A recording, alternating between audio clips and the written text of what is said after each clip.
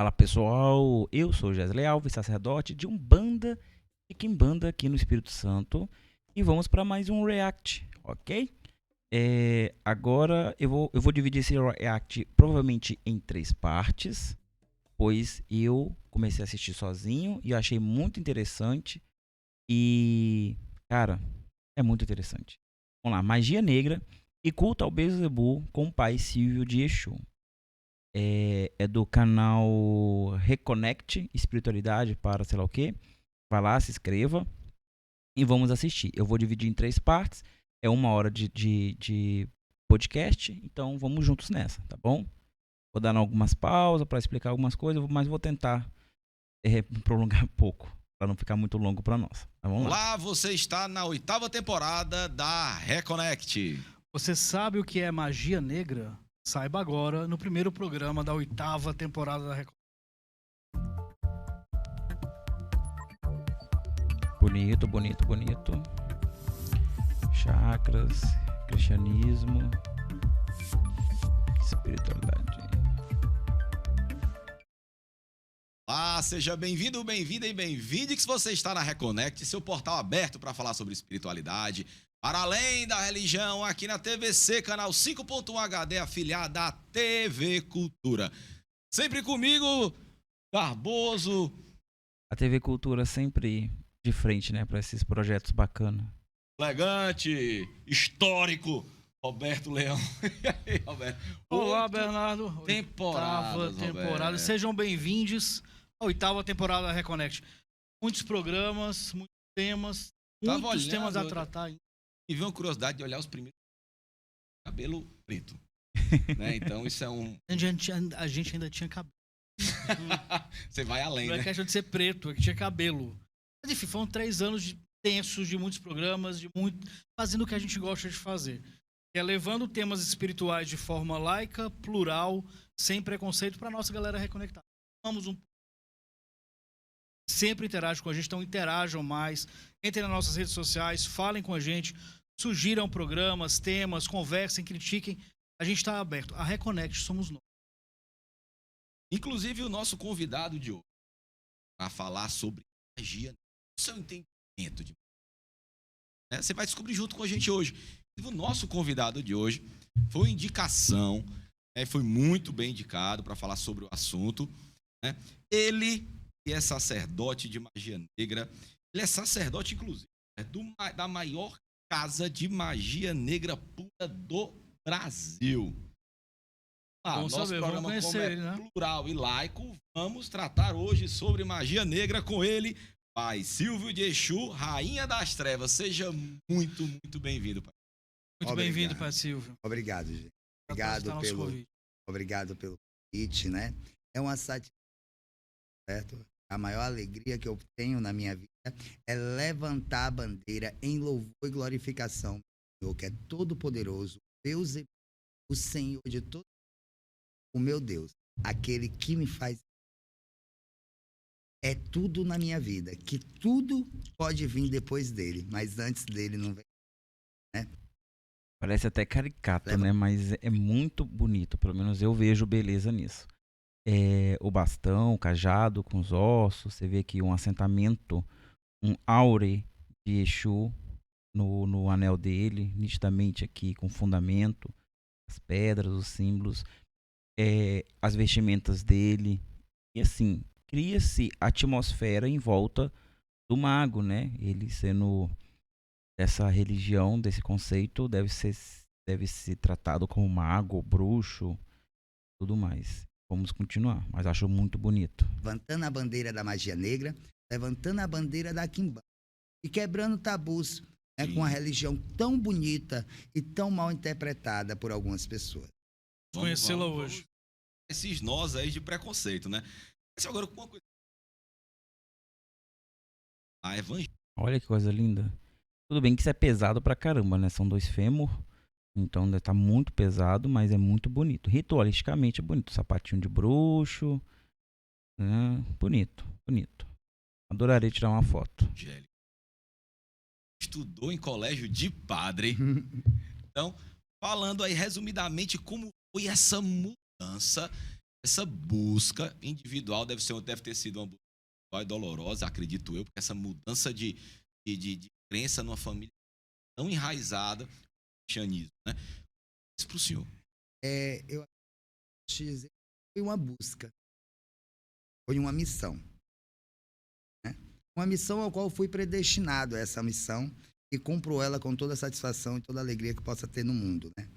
Eu venho de um lar evangélico, e minha mãe é uma história evangélica, onde estão tios, né, que são sacerdotes evangélicos. Então, eu fui criado nesse lar evangélico. Aos 7 anos de idade, eu comecei a ver uma mulher, que eu vi uma mulher muito bonita. Tinha acabado de ter uma separação, né, do meu pai com a minha mãe. Meu pai tinha se separado da minha mãe, então eu estava naquele período de separação. Então, como eu comecei a ver essa mulher, naquela época, começaram a dizer que era uma amiga imaginária. Então, fui chamado, nós fomos morar na casa, né, após a separação dos meus pais, nós fomos morar na casa dos meus avós, e minha mãe teve que trabalhar. Então, quando a mamãe ela saiu para trabalhar, a mamãe, que desse trabalho, ela se tornou empresária, né, ela saiu para trabalhar e a minha avó ficou responsável em ter que ir em alguns assuntos do colégio, essas coisas. Então, minha avó às vezes ficava muito chateada, porque ela era chamada nesse colégio, porque eu dizia que estava vendo essa mulher, inclusive no horário de recreio, essas coisas. Eu me sentava, eu me isolava de todos, e a minha vida era falar com essa mulher, né? E até as lágrimas vêm aos olhos, porque é você voltar no passado. Então, Exatamente como é isso. muitas coisas que até eu me esqueci, que hoje em dia minha família até me conta. Então, nessa situação, eu fui muito perseguido, certo? Por inocência até, não é? Das pessoas da minha família, por ter uma crença diferente. Sim. Às vezes por conselhos, né, dado por algumas pessoas, né, de outras religiões, e às vezes também, né, eu deixo aqui que às vezes as pessoas aconselham por não compreender. Então, nessa situação, foram chamados, passaram vários chamados no colégio, porque ele estava vendo essa mulher de vermelho. Quando chegaram lá, eu me lembro bem numa situação, quando chegaram lá, chamaram assim, é a sua filha, né? Que as pessoas têm um preconceito com esse nome Macumba, e eu não tenho. Eu acho muito bonito esse nome Macumbeiro, eu acho esse nome forte, entendeu? O nome Macumbeiro, feiticeiro, bruxo, eu acho esse nome forte. Porque a gente não recebeu o nome de Macumbeiro, nós estamos desmerecendo nossos antigos.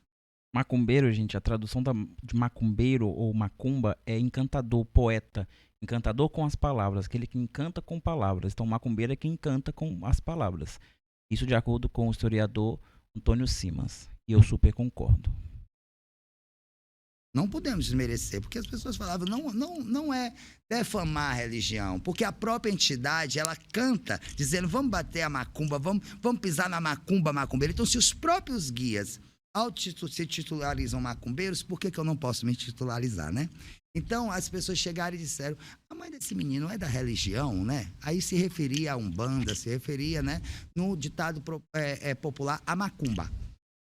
Né, que as pessoas conhecem a nossa religião por macumba. Eu sei que macumba é um instrumento africano, né? Mas só que as pessoas conhecem a nossa religião, não é por esse nome. Então, as pessoas perguntavam, a minha avó disse, não, minha filha é evangélica. Esse meu neto é de um lar evangélico, né? Mistura de evangélicos com católicos. Minha avó muito católica, aquela católica que ela e meu avô, quando era às 3 horas da tarde, se sentavam na cama para tirar o rosário, tirar o terço, todos os dias. Então, era uma situação difícil. De repente, chega um neto dizendo que está vendo a mulher de vermelho. Quem é essa mulher, gente? A pombagira. A rainha, né? Aquela que governa, a bela dos olhos de Lucifer, a dona da coroa. Então, dessa situação, eu saí desse colégio. Ah, mas antes de eu sair, olha, eu penei. Eu apanhei. Eu fui criticado. Como não tinha colégios evangélicos naquela época, me botaram no colégio de padre. Aí imagina a situação. Lá se foi eu pro colégio de padre. Quando eu cheguei no colégio de padre, quando menos espera, quem é que tá lá? A mulher de vermelho. Começo a ver a mulher de vermelho. O padre me botava o recreio todinho para me escrever. Eu tinha que repetir 250 vezes a mesma frase. Eu não vou ver mais a mulher de vermelho. Eu não vou ver mais a mulher de vermelho. O meu recreio era escrevendo isso. Ninguém via mais. Não, só você via. Só eu via. Esse castigo parece não ser, mas é muito doloroso. Eu já passei por esse castigo. É terrível esse castigo. E eu escrevendo e a mulher de vermelho do meu lado. E eu tendo que escrever 250... As pessoas antigas se lembram que isso era um castigo muito comum nas escolas. Eles ditarem uma frase e você ter que repetir aquelas frases várias vezes. Então, ele botava para escrever 250 vezes essa frase. Eu não vou ver mais a mulher de vermelho. Mas quem era que estava comigo na hora que eu estava escrevendo a frase? A mulher de vermelho. Eu falava, esqueceu um R. Certo? Então, ela ficava lá comigo. Eu não chegava a corrigir, mas era aquela que passava a mão na minha cabeça. São situações que realmente emocionam, que coçavam minha cabeça por enquanto que eu estava fazendo aquilo. E aquilo para uma criança era muito doloroso. Eu sem entender nada. Foi muito doloroso. Então, com 7 anos, né, para 8 anos, teve a manifestação dela. E essa manifestação ela ficou em certo sigilo para a minha família. E ela disse que voltaria, que retornaria após alguns anos. E por conta que eu estava sofrendo muito por conta dessa situação, ela só iria voltar alguns anos. Tudo bem. Mas antes daí, eu cheguei a ser expulso do colégio dos padres. Que o padre olhou e disse assim, vai tu e a tua mulher de vermelho aqui na minha... Chamaram a minha mãe e disseram, olha, nem ele nem a mulher de vermelho aqui na minha escola, não. Aí fui expulso do colégio, aí fui para outra escola. E justamente depois dessa modificação, ela teve essa manifestação dela e ela disse que ia se afastar durante alguns anos por conta muito com toda aquela situação, não por ela, e sim por falta de compreensão, né, até das pessoas compreenderem o que estava acontecendo no plano espiritual, Silvio, que era eu seguir minha missão. A gente vai continuar nessa conversa para compreender a sua história. Eu queria pontuar uma coisa que eu acho que é interessante, que linka com a pergunta que eu queria lhe fazer. O senhor até se emocionou falando sobre o que o senhor sofreu na escola, que é algo comum de pessoas que estão fora do padrão. Quem não está ali dentro do padrão que se espera da sociedade, sobretudo naquela época. Né? Mas hoje ainda sofrem isso. Né? O senhor se coloca como sacerdote de magia negra. Esse termo magia negra, ele é evitado por algumas pessoas exatamente por parecer ser pejorativo. Magia é magia, né? Sim, muita gente defende que magia é magia, não tem branca nem tem negra. Então, o senhor não acha que dentro do que o senhor passou, usar esse termo magia negra acaba reforçando também um preconceito em relação às pessoas que sofrem racismo nas escolas, enfim? O meu companheiro, ele é negro. Se ele abrir a boca e disser que ele é negro, vai aumentar o preconceito e a intolerância racial? Ele, enquanto pessoa de lugar de fala, não. Mas se você colocar um termo magia negra para ser usado por todas as pessoas... É como se magia, porque muitas pessoas, Pai Silvio, entendem assim, magia negra como inconsciente coletivo. Só explicar melhor mal. Se realmente magia negra é só do mal. Mas o inconsciente coletivo, a magia negra é mal, como se o negro fosse ruim e o branco fosse bom. Pronto, mas é justamente isso que eu estou falando. É onde nós temos que lutar contra a intolerância, contra o preconceito. Certo? Porque se eu deixo de falar o culto que eu pratico, que é a magia negra, e o nome é esse, não tem outro nome, eu cultuo os espíritos da escuridão. Isso não quer dizer que eles não tenham luz, eles são a luz no meio da escuridão. Ele é a luz no problema que aquela pessoa está passando, na dificuldade daquela pessoa. Então, o que é o negro? O negro é muitas vezes problemas que os seres humanos estão passando. E a magia, ela acende a luz no meio daquela treva da vida da pessoa. Então, a gente não falar o verdadeiro nome, que é a magia negra, a gente sim, aí acaba aumentando o preconceito. Era como se eu, como negro, evitasse dizer que eu era negro. Eu mesmo estaria aumentando, certo? Preconceito racial. Então, eu levanto essa bandeira. Agora, uma coisa que as pessoas entendem, que as pessoas ligam a magia negra somente a fazer destruição. Isso aí é muito importante que o Pai Silvio fala, que é verdade. Igual, se a gente for mudar todos os termos, porque é racialmente errado, é racista, tal, é complicado, porque a gente vai ter que mudar tudo que é nosso, que é original nosso, porque a magia negra, que é classificada como magia negra, que na verdade é a magia africana, essa magia tribal, essa magia pagã, que não é cristianista, que não é do cristianismo, tudo que eu que vou ter que me adequar, não é mais fácil eles que aprendam a não ser racistas e parar de olhar para minha cultura e já logo demonizar? Então, assim, o problema não é a palavra, o problema é o pensamento, que eu posso mudar para qualquer coisa. Por exemplo, a palavra quimbanda não tinha conotação demoníaca, agora tem. E não tem nada a ver com contexto racial. Eles demonizaram. Então, sempre vai haver isso. Eu posso colocar magia do piripimpim. Se eles olhar para mim, mas isso não é cristianismo, isso não é europeu, isso não é branco, isso não bomba na branquitude, então eu não gosto, então é do demônio. E vai continuar o preconceito, o racismo em cima, independente de nome ou não. Concordo com o Pai Silvio, até porque tem muitas coisas que ainda nem foram estudadas, compreendidas pela a maior parte dos feiticeiros, dos magos, dos médios. E antes da gente estudar, a gente já trocar o nome, vai ser muito complicado resgatar muito conteúdo atrás. Isso é muito difícil de lidar. Contudo, a luta antirracista é muito mais em questão de nomes. A luta antirracista, independente de nome, é o seu entendimento sobre a coisa. E muitas pessoas, elas não têm o preconceito contra a magia negra, porque eu, como sacerdote, eu falo e provo. 90% das pessoas que vêm na minha casa procurar coisas para o mal são evangélicos. Então, o problema não está no macumbeiro, não. O problema está do lado de lá. Até pastores já vieram procurar formas de conseguir mais fiéis para suas igrejas. Tá? Então, o problema não somos nós. Então, independente do nome que eu colocar, eles vão continuar usando para se autopromover. Mas vamos continuar no raciocínio do Pai Silvio, que tá demais. Incrível. E não é isso. Então, vamos lá. Todas as religiões, né? Ela tem bons atos, certo? A nossa religião, a minha religião, a religião que eu pratico, né? Porque eu sou um quimbandeiro satanista, né? Sou pactuado com Beelzebub, certo? Então, o que é que a minha religião, ela me ensina? Ela me ensina a ajudar. Ela me ensina a proteger as minhas crianças. A levar ajuda a quem precisa através de uma está passando por uma dificuldade. Porque tudo isso é ser sacerdote. Ser sacerdote não é só eu estar dentro do terreiro acendendo vela, não. Ser sacerdote, eu estar lá dentro da comunidade, olhando por quem está precisando. Eu estou ajudando também, né, através do meu sacerdócio, porque ali eu estou pedindo também aquela pessoa que está alguma vez recebendo a doação, que é uma ajuda que já possa daqui a pouco ajudar. Tudo aquilo ali são envolvimentos de energias. Então, tudo isso é você ajudar. Certo? Tudo isso é você fazer o seu sacerdócio valer. Ser sacerdote não é você estar 24 horas dentro da minha religião, manifestado e incorporado com os espíritos. Ser sacerdote é você estar limpando o terreiro.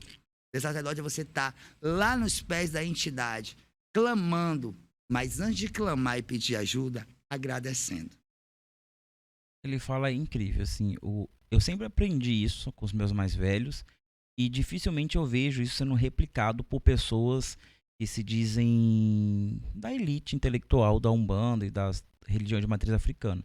E essa preocupação com o impacto social que a própria religião, o próprio terreiro dessas pessoas tem em suas sociedades. Estão mais preocupados em como eles serão vistos como sacerdotes pela comunidade da religião do que, de fato, o que essa religião, o que seus terreiros estão fazendo em volta ali na sua comunidade. O Exu Veludo, que é meu compadre, ele sempre fala comigo, religião sem impacto social é fantasia, é charlatanismo. É algo fundado por um falso profeta, por um falso sacerdote.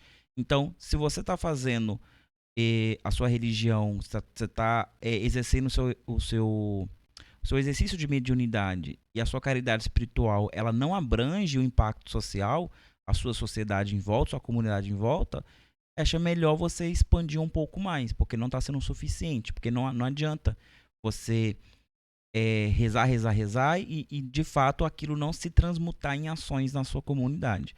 E eu vejo isso muito da parte dos satanistas, dos luciferianistas, até mesmo dos maçons, que não tem nada a ver com isso, mas eles também fazem muito isso. E é essa questão do impacto social. Eles não é para justificar. Eu já ouvi esse discurso dentro da igreja evangélica. É para compensar o mal que eles fazem. Meus ovos. E não é isso. Não é sobre isso. Isso é uma forma do preguiçoso justificar o porquê que ele não vai fazer um exercício. Porque o outro está fazendo, porque o outro que precisa. Não. Todos nós precisamos. A salvação também vem pelas suas obras. Não vem só pela graça. Você vai ter que provar suas obras. Os frutos das suas obras terem que ser mostrados diante de Deus, né? Então, o que eles fazem impacta muito mais a sociedade do que o que muitos outros pensam que estão fazendo, mas na verdade não estão fazendo porque é um bando de estelionatário. Em suma maioria, tá claro que tem suas exceções, mas por ser uma pessoa passiva, com certeza deve ser apedrejado o tempo todo, ele deve ser condenado, só pelas suas vestimentas já seria condenado pela comunidade em si, né? Então, pelo impacto que ele gera na sociedade, na comunidade que ele pratica, com certeza ele está sendo muito mais sacerdote do que muitos sacerdotes fariseus que vão apontar para o outro sem limpar em si as suas vistas. Isso é muito triste. Isso é muito triste porque não deveria ser assim. Na verdade, se todo tipo de sacerdócio, independente de religião, se unisse para impactar socialmente a nossa comunidade, o Brasil não seria esse país que é dessa forma. Teria muito mais igualdade do que essa desigualdade que nós vemos dia após dia.